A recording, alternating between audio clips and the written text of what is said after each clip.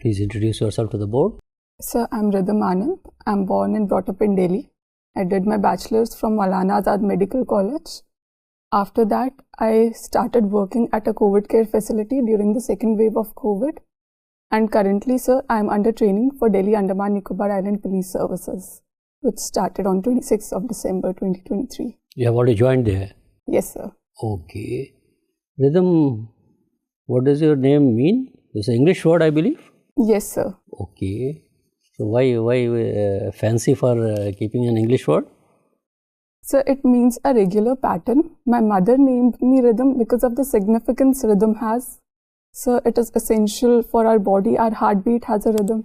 In nature, we see day and night have a rhythm. Seasons have a rhythm. And so to achieve our goal, we must be in a rhythm. Okay. Now you tell me, Rhythm, you are basically a doctor. Why did you choose a career in civil services? So during my internship, I always tried to look patients holistically and not just at the diseased part. So that motivated me to join civil services, which will provide me a platform where I can work at preventive level and at multiple domains touching human life. And sir, civil services is a platform where the output vis-a-vis the input would be much more, considering the authority and resources at disposal. You have worked at the COVID center also. Now tell me, looking back, what COVID has taught us? So COVID has taught us to be Atmanirbhar in all the requirements we have. We must have the requisite infrastructure and the manforce. So secondly, COVID has also taught us to focus on the preventive healthcare. We heard about ChatGPT. Yes, ma'am. How does this work? Ma'am, ChatGPT is a form of generative AI which works to create text or images, mainly text or some stories or poems. Is it efficient? Is it working accurately? Ma'am, the efficiency would depend on the data which has been fed on it. As of now, it is working quite well. Is it legal in India? Yes. Does it have that status? Ma'am, I'm not very sure, but it is not illegal. It is not illegal. Yes, ma'am. Okay, thank you. Hi. Rhythm, so you have been selected for Andaman Nicobar Police Service. Yes. You are undergoing training right now. Yes, sir. Okay. Your father has also been ACP Delhi. Yes, sir. So you must have benefited from his experiences. Yes, sir. I will be using his experiences. So tell me his 3 contributions in your life. How your life or personality has been shaped by him. So firstly, his dedication to work. I've seen him working overnights and working even while having food. So second is his sincerity towards work. He is never late. He's a very disciplined person. And sir, thirdly, he has taught me to be honest and be a person with integrity. Okay, nice. Rhythm, can you differentiate the police force that is in Andaman Nicobar with that of Delhi regarding their status, their condition, and also on the basis of modernization? Sorry, sir, this is something I have to yet go through. I'll read about it, sir. Okay, so in Delhi, police, they are under center or state government? So police is under central government. Central government. Yes, sir. Do you agree with this?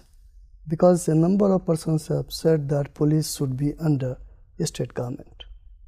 So Delhi is the national capital territory of India, and it has the responsibility of providing security of the major presidential estate of the major areas like the parliament and also to the foreign embassies. For this reason, sir, it has been kept under central government. Okay. But don't you think that Delhi has also a state government, democratically elected state government? So keeping police out of that, sometimes it doesn't sound very good or meaningful. So otherwise law and order and police comes under state government, but in Delhi, considering the reasons I mentioned, has been kept under the central government. And sir, Delhi being the national capital is an area in which the central government and the state government must act as facilitators of each other, sir. There must be no obstruction or conflict amongst their working, sir. What about Supreme Court's judgment about that sharing of power between center and state in Delhi? So even Supreme Court highlighted that both the agencies must act as facilitators, and although Supreme Court said that the state, elected representatives forms the government and must perform their functions as per the mandated 69th Amendment Act. Last question from my side. Neem tree. Yes, I just saw that neem tree plantation drive. You are very much fond of neem tree or plantation of neem tree. Regarding neem tree,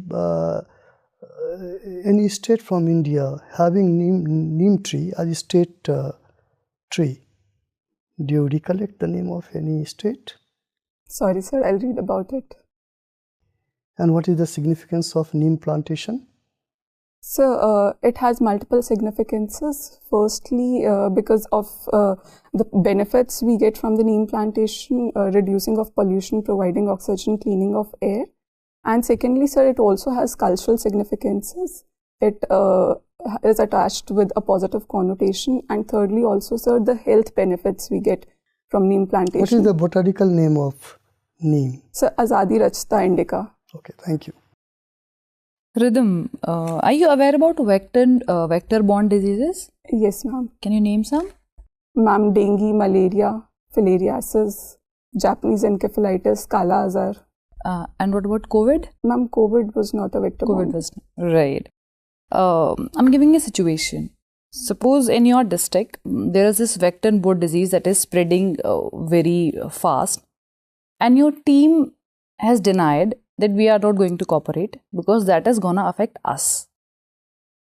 Right? Your team is not supporting you, and there is this disease which is spreading very fast in your district. How will you handle the situation? What steps will you take?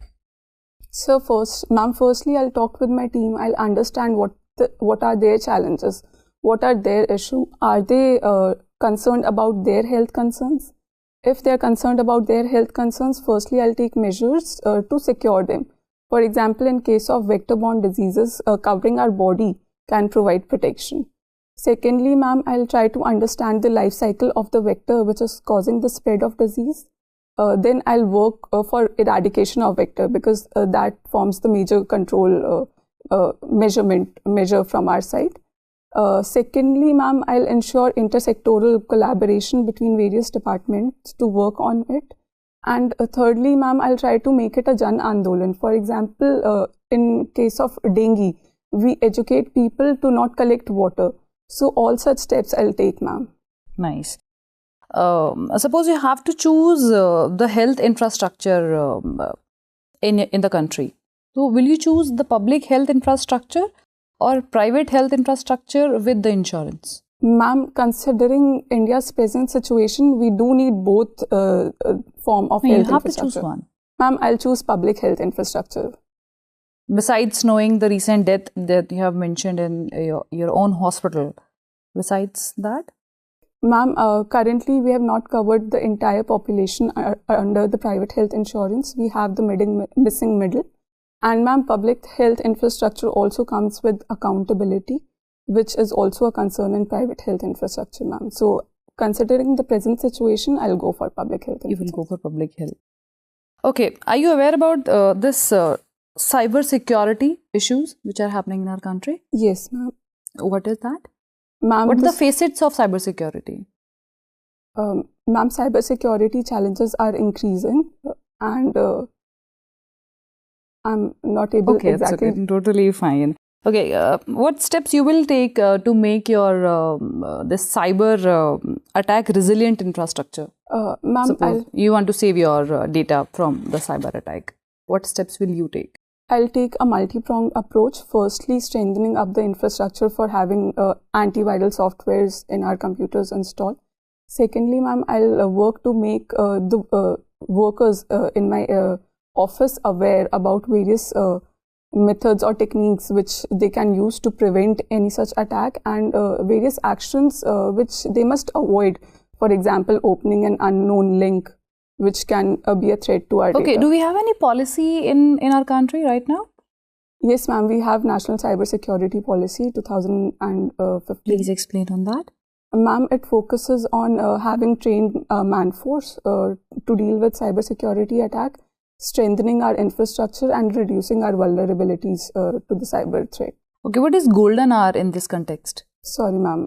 I do not know in terms of Okay, cyber. then